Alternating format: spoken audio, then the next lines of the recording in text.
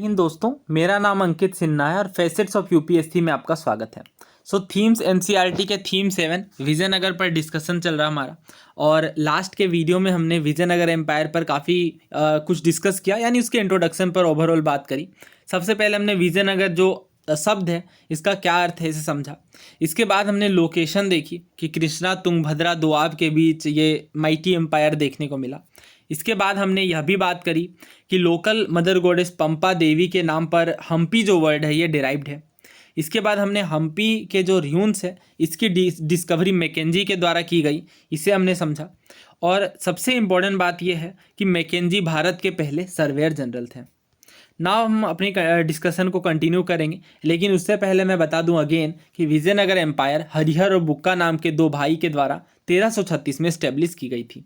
Year important है, 14th century की हम बात कर रहे हैं। जब भी हिस्ट्री में आप किंगडम पढ़ें तो टाइम पीरियड का बहुत महत्व होता है, तो सेंचुरी ज़रूर याद रखें आप। 14th सेंचुरी की बात है।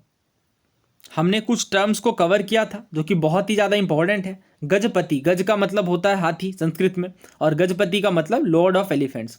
तो गजपति रूलर्स के बारे में हमने देखा कि ये ओडिशा के रूलर्स हैं। 15th सेंचुरी में ये ओडिशा वाले रीजन में काफ़ी पावरफुल डायनेस्टी थी।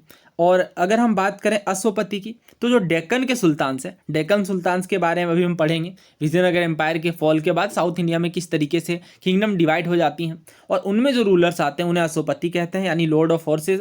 जबकि अगर हम बात करें विजयनगर रूलर्स की, जो जिन्होंने राय की टाइटल ले रखी है, उन्हें नरपति कहा जाता है। और नरपति का मतलब है लॉर्ड ऑफ मैन। नर का मतलब होता है मैन, और इसलिए लॉर्ड ऑफ मैन।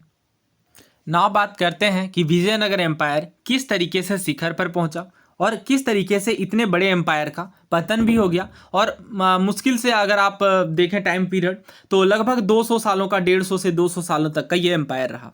तो अगर हम बात करें सबसे पहले कि कौन सी डायनेस्टी आती है विजयनगर एम्पायर के अंदर, तो ये आती है संगम डायनेस्टी। संगम डायनेस्टी, और ये 1485 तक पावर में रहते हैं। ये ईयर आपको याद नहीं रखना, बट क्रोनोलॉजी बहुत ज़्यादा इंपॉर्टेंट है। तो सबसे पहले आती है संगम डायनेस्टी, और इसके बाद आती है Saluwa dynasty. Saluwa dynasty military commanders होते हैं, और ये संगम के बाद आते हैं। बेसिकली ये सलुवा जो है संगम के अंडर पहले वर्क करते हैं, और उसके बाद संगम को डिस्पोज करके ये सलुवा डायनेस्टी आती है और 1503 तक रहती हैं। इसके बाद बात करें थर्ड डायनेस्टी की विजयनगर एम्पायर में, तो ये है तुलुवा डायनेस्टी। और सबसे अंत में आती है, ये क्रम में लिख दूँ, इसे आप नोट डाउन कर लें, ये अलग से नहीं है बट बहुत ज़्यादा इंपॉर्टेंट है। संगम है, सलुवा है, फिर थर्ड नंबर पे तुलुवा है, और फोर्थ में है अराविडू।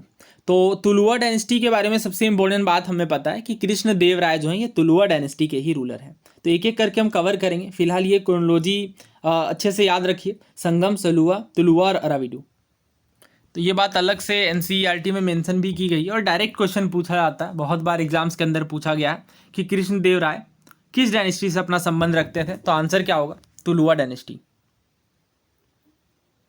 अगर बात करें कृष्णदेव राय के रूल की, तो इनमें एक्सपेंशन और कंसोलिडेशन देखने को मिलता है। यानी इन्होंने अपने एरिया को बहुत ही ज़्यादा एक्सपेंड किया, और जो बाकी रूलर्स हैं जिन्हें इनके द्वारा या तो हरा दिया गया या फिर जो बहुत ही वीक थे इन्हें अपनी किंगडम में, तो उनके किंगडम को कृष्णदेव राय के द्वारा अपने किंगडम में मिला लिया गया। और ये वही टाइम पीरियड है जिसमें जो तुंगभद्रा और कृष्णा नदियों का दोआब है, और इस दोआब को रायचूर दोआब कहा जाता है। ये नाम भी इंपॉर्टेंट है, डायरेक्ट क्वेश्चन पूछ लिया जाता है कि विजयनगर एम्पायर की इस दोआब के तट पर देखने को मिला, तो रायचूर दोआब, और ये एक्वायर किया गया इनके द्वारा। इसके बाद ओडिशा के जो रूलर्स हैं, मेनली हम बात कर रहे हैं गजपति रूलर्स की, इन्हें भी सबड्यू कर दिया गया। और इसके बाद बीजापुर के सुल्तान से भी युद्ध हुआ, और इनमें भी विजयनगर एम्पायर के रूलर को ही जीत मिली। हालांकि जो किंगडम है इनमें मिलिट्री प्रिपेयर्डनेस के स्थिति रही हमेशा। इसका मतलब ये है कि मिलिट्री के तौर पर अगर हम देखें तो बहुत ज़्यादा शांति नहीं देखने को मिली, क्योंकि कांस्टेंट वॉर्स भी हुए। और हालांकि अगर आप कंडीशन की बात करें कि किस तरीके से कंडीशन रही, तो इनमें जनरली शांति का ही माहौल देखने को मिला। बिकॉज युद्ध की बात करें तो ये युद्ध तो हर किंगडम के अंदर ही देखने को मिलते हैं, तो विजयनगर एम्पायर के अंदर भी एग्जिस्ट करते हैं। बट ओवरऑल जो सोसाइटी में प्रोस्पेरिटी है ये काफ़ी अच्छी देखने को मिली। कृष्णदेवराय के नाम पर बहुत सारे फाइन टेम्पल्स और इम्प्रेसिव गोपुरम्स बनाने का श्रेय है। और गोपुरम जैसा कि आपको पता होगा, साउथ इंडिया में अगर हम देखें तो जो टेम्पल्स की एंट्री है गोपुरम कहलाती है। इसके बाद देखिए इन्होंने सब अर्बन टाउनशिप को ही फाउंड किया और इसका नाम है नागलपुरम। और ये जो नागलपुरम टाउन है ये इन्होंने अपनी माँ के नाम पर रखा था। इनकी माँ का नाम नागला देवी था। तो ये सवाल बहुत ही ज़्यादा बार एग्जाम्स में पूछा गया और अभी हम प्रीवियस ईयर क्वेश्चन को भी कवर करेंगे। तो एक एक पॉइंट जहाँ पे मैंने हाईलाइट किया है या जिस पे मैं एम्फेसिस कर रहा हूँ वो सारी चीज़ें इंपॉर्टेंट हैं। तो अगर हम नागलापुरम की बात करें तो एक तो सवाल ये पूछा जाता है कि नागलापुरम किनके द्वारा इस्टेब्लिश किया गया, तब आपको आंसर देना है कृष्णदेवराय ऑब्वियसली। और अगर पूछा जाए कि किनके नाम से ये डिराइव्ड है तो इनकी जो मदर है इनका नाम था नागला देवी, तो इन्हीं के नाम पर इनके द्वारा रखा गया नागलापुरम नाम। कृष्णदेवराय की डेथ जो है वो 1529 में हो जाती है। इसके बाद सिचुएशन सही नहीं देखने को मिलती क्योंकि इनके जो सक्सेसर हैं इन्हें काफ़ी ज़्यादा परेशानी होती है रेबेलियस नायकाज से। नायका कौन है? मिलिट्री चीफ्स होते हैं। अभी हम बहुत डिटेल में डिस्कस करने वाले हैं नायकाज के बारे में। फिलहाल समझिए कि जो मिलिट्री चीफ हैं इनके कारण रूलर्स को बहुत ज़्यादा डिस्टर्बेंस हुई। किनके रूलर्स? तो कृष्णदेवराय के जो सक्सेसर्स हैं उन रूलर्स को। और 1542 तक जो सेंटर पे कंट्रोल है वो शिफ्ट कर गया दूसरी रूलिंग डायनेस्टी के पास और वो थी अराविडू। तो अगेन हमें पता है, मैं फिर से रिवाइज करवा दूं, संगम, सलुआ, उसके बाद तुलुआ, लास्ट में आती है अराविडू। तो तुलुआ डायनेस्टी के बाद अगर हम देखें तो कौन सी डायनेस्टी आती है? अराविडू डायनेस्टी आती है। तो डायरेक्ट अगर क्वेश्चन पूछा जाए कि 1542 में जो विजयनगर एम्पायर है इनमें कौन सी रूलिंग डायनेस्टी का आधिपत्य हो जाता है, तो ये है अराविडू डायनेस्टी। और ये 17वीं सेंचुरी के एंड तक पावर में रहती है। और इस पीरियड में जैसा कि हमें पता है कि जो रूलर्स हैं विजयनगर एम्पायर के, इनके मिलिट्री एम्बिशंस और डेक्कन सुल्तान्स के जो मिलिट्री एम्बिशंस हैं इनके कारण इनमें काफ़ी ज़्यादा वॉर भी देखने को मिले। और इवेंचुअली अगर हम देखें तो 1565 में रामा राय जो कि चीफ मिनिस्टर थे विजयनगर एम्पायर के, ये आर्मी को लीड करते हैं। कहाँ पे? राक्षस टांगड़ी में, जिसे ताली कोटा कहा जाता है। और इनके फोर्सेस का जो सामना है, एक साइड में तो रामा राय है, दूसरे साइड में इनका जो सामना है वो 3 रूलर्स के साथ है बेसिकली, बीजापुर के रूलर, अहमदनगर के रूलर और गोलकुंडा के रूलर। तो इस तरीके से ये वॉर हो रही है। और इस वॉर में क्या होता है? The victorious army sacked the city of Vijayanagar और the city was totally abandon within a few years.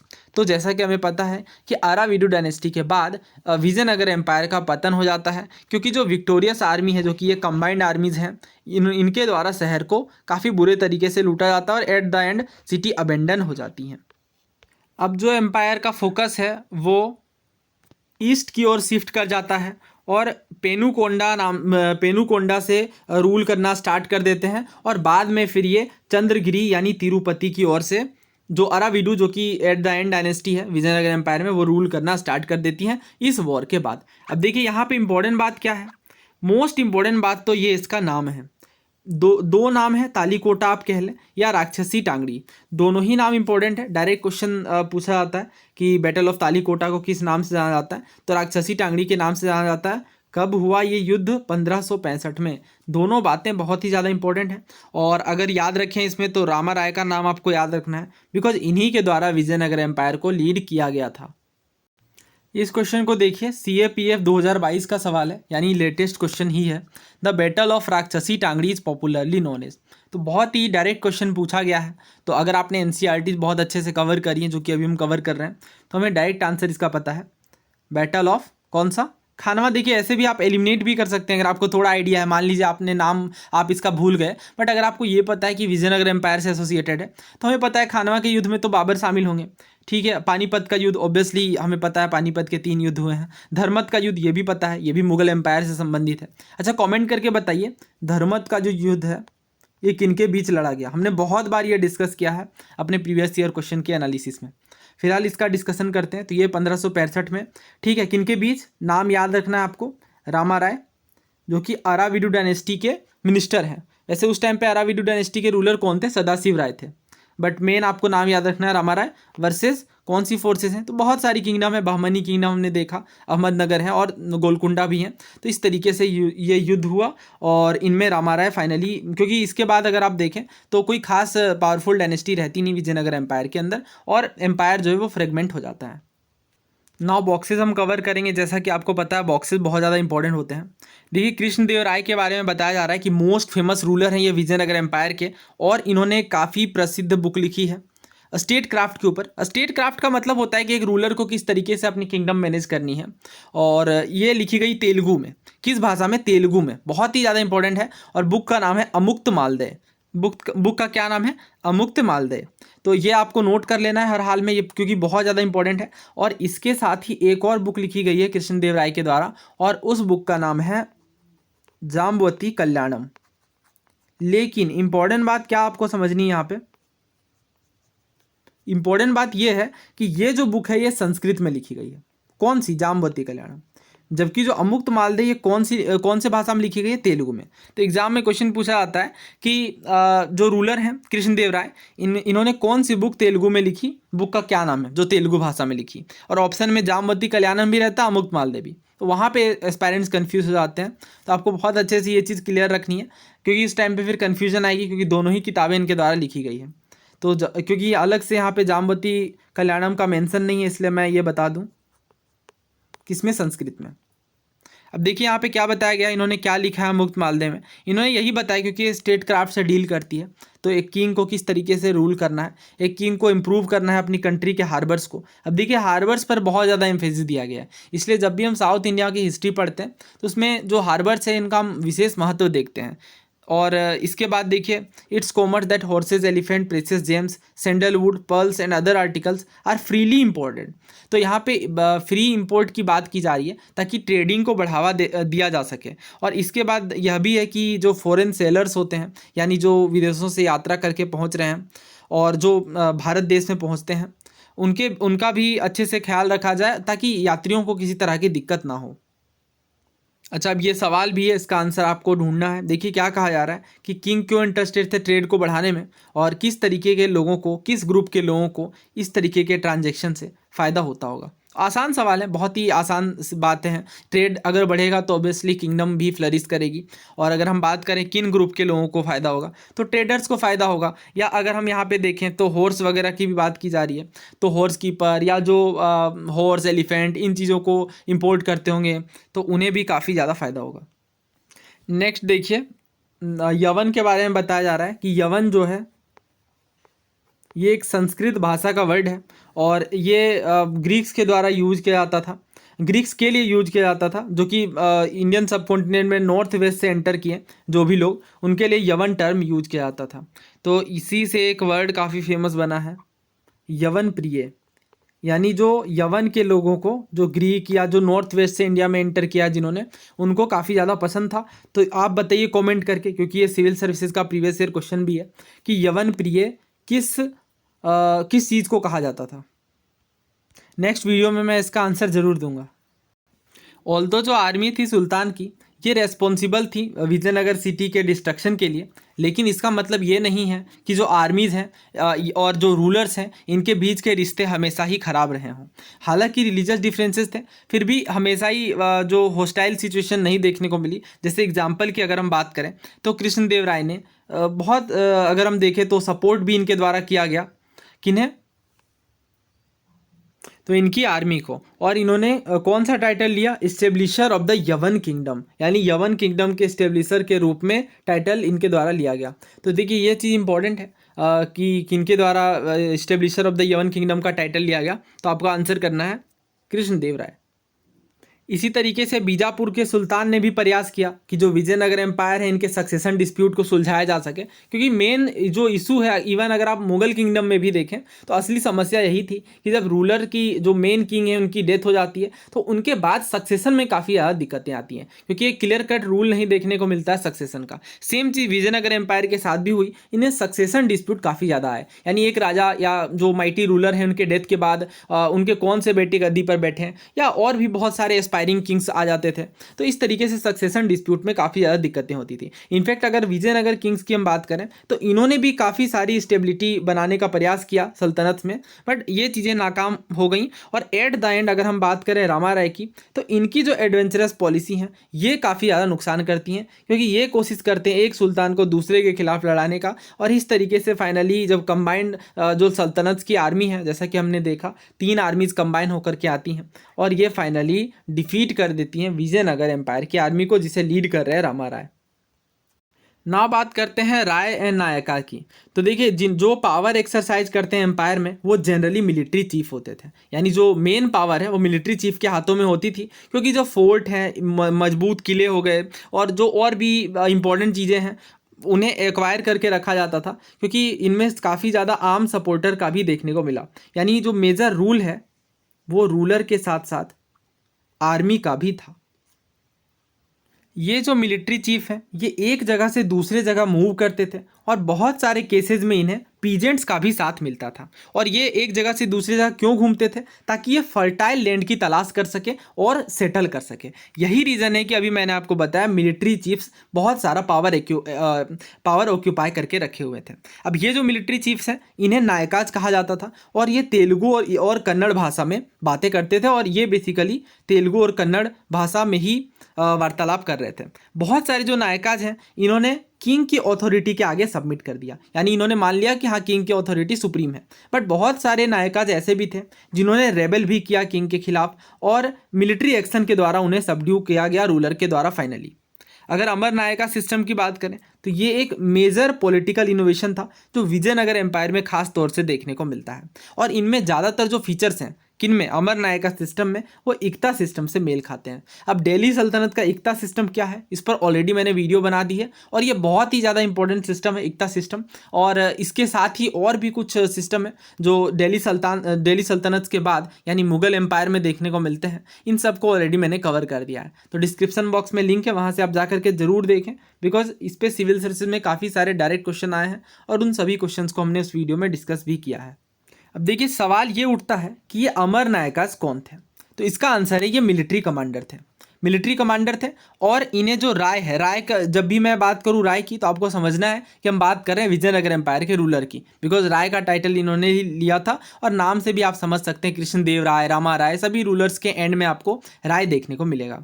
तो अमर नायका जो मिलिट्री कमांडर हैं इन्हें टेरिटरी दी जाती थी ताकि ये गवर्न करें और ये जो टेरिटरी है ये खुद किंग के द्वारा दी जाती थी। अब ये इस टेरिटरी में क्या करते थे? तो इनमें टैक्स कलेक्ट करना हो गया और पीजेंट से कोई और दूसरे तरह के कोई ड्यूज लेने हो गए, तो ये काम अमर नायकाज के द्वारा किया जाता था। और पीजेंट से ही नहीं, क्राफ्ट पर्सन से भी, ट्रेडर से भी, इन लोगों से भी टैक्सेस कलेक्ट करने की पावर जो है वो अमर नायका के पास थी। और ये जो रेवेन्यू इनसे आती थी, यानी किसानों से जो टैक्स कलेक्ट किए गए या जो क्राफ्ट पर्सन है इनसे जो टैक्स कलेक्ट किए गए, इनमें से कुछ पार्ट तो ये खुद के लिए रखते थे और इन्हें एक स्टिपुलेटेड कंटिजेंट भी मेंटेन करना पड़ता था हॉर्सेज और एलिफेंट का, तो इसमें भी एक बड़ा हिस्सा जाता था। ना सवाल ये उठता है कि हॉर्सेज और एलिफेंट ये क्यों मैनेज करते थे? बिकॉज ऑब्वियसली विजयनगर के किंग्स को सपोर्ट चाहिए और ये जो सपोर्ट है ये मिलिट्री कमांडर्स ही देंगे और मिलिट्री कमांडर्स मैनेज करने के लिए एलिफेंट और हॉर्सेस की रिक्वायरमेंट थी। तो सारी चीज़ें आपस में इंटरलिंक्ड है, थोड़ा कंफ्यूजिंग है बट बहुत ही ज़्यादा इंपॉर्टेंट है और ये चीज़ें आपको बहुत आसानी से क्लियर होंगी। आप बस एंड तक बने रहिए क्योंकि हम प्रीवियस ईयर क्वेश्चन भी करने वाले हैं, बहुत सारे सवाल यहाँ से पूछे गए हैं। अब ये जो कंटिजेंट्स हैं यानी जो आर्मीज मेंटेन करके रखी जा रही हैं, एलिफेंट, हॉर्सेज, ये चीज़ें जो मेंटेन की जा रही हैं अमर नायकाज के द्वारा, इनसे विजयनगर एम्पायर काफ़ी ज़्यादा सेफ फील करते थे क्योंकि इन्हें इफेक्टिव फाइटिंग फोर्स मिल जाती थी। और एंटायर सदर्न पेनिसुला में अगर हम देखें तो इनका कंट्रोल लाने में अमर नायकाज का काफ़ी बड़ा रोल था। कुछ जो रेवेन्यू है जो अमर नायकाज के द्वारा कलेक्ट की जा रही थी ये टेम्पल के मेंटेनेंस में, इरिगेशन वर्क में और कुछ सोशल वर्क्स में भी जाता था। अमर नायकाज ट्रिब्यूट भी भेजते थे किंग को एनुअली और पर्सनली, खुद ही रॉयल कोर्ट में ये जाते थे और अपना ट्रिब्यूट राजा को देते थे ताकि इनसे इनकी लॉयल्टी बनी रहे। किंग्स भी ओकेजनली असर्ट करते थे अपने कंट्रोल को और इन्हें एक जगह से दूसरे जगह ट्रांसफ़र कर दिया जाता था। किनको? अमर नायका को। किनके द्वारा? किंग के द्वारा। और इसका रीज़न भी ऑब्वियस रहेगा ताकि अमर नायकाज को ये ना लगे कि हम अपने में इंडिपेंडेंट हैं और एक तरीके से जो लॉयल्टी वाली बात है ये भी अमर नायकाज के द्वारा दिखाई जाती थी विजयनगर एम्पायर के रूलर्स को। हालांकि देखिए 17वीं सेंचुरी तक, बिकॉज इस टाइम पे तो ऑब्वियसली किंगडम आप देखें विजयनगर एम्पायर का तो एक तरीके से कोलैप्स ही कर गया। बहुत सारे जो नायकाज हैं इन्होंने इंडिपेंडेंट किंगडम को इस्टेब्लिश कर लिया था। तो अमर नायकाज में जो वर्ड है अमरा, ये माना जाता है कि संस्कृत वर्ड समर से बना है, और समर का मतलब हमें पता है, समर यानी संग्राम, बैटल, वॉर को कहा जाता है। और ये पर्शियन टर्म अमीर से भी मैच करता है, और अमीर का मतलब हमने पहले भी कवर किया है कि जो नोबल्स होते थे, हाई नोबल्स बेसिकली, इन्हें अमीर कहा जाता था। और इसका प्लूरल है उमारा। देखिए काफ़ी सारे सवाल पूछे गए हैं अमर नायका सिस्टम से, और इससे पहले जो हमने डिस्कस करा इन चीज़ों से भी, तो इन सब क्वेश्चंस को कंपाइल करके हम नेक्स्ट वीडियो के स्टार्टिंग में ही कवर कर लेंगे। तो इस वीडियो को आप रिवाइज करिए अच्छे से, और इनमें जो इंपॉर्टेंट पॉइंट्स हैं उन्हें ज़रूर नोट डाउन करें, क्योंकि क्वेश्चन की शुरुआत नेक्स्ट वीडियो में स्टार्टिंग में ही हम करेंगे। तो मिलते हैं जल्दी नेक्स्ट वीडियो में। थैंक यू, जय हिंद।